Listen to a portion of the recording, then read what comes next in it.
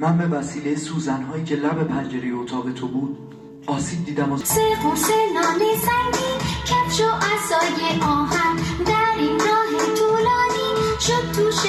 راه من.